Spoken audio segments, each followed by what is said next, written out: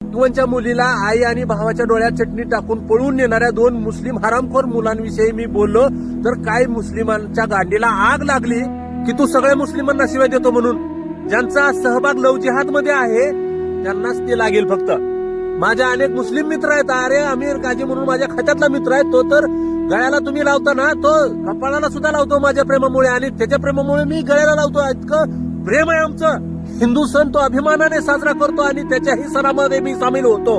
प्रेमाला लव जिहाद हे नाव देऊ नका म्हणता, पण काही दिवसानंतर त्या मुलीला सोडून दिलं जातं. 99% प्रकरण घडलेली आहेत. अरे अनेक मुस्लिम हिंदूंचा सण उत्साहाने साजरा करणारे आहेत. अनेक मुस्लिमांच्या गळ्यात माळा आहेत, कीर्तन भजन करतायत ते.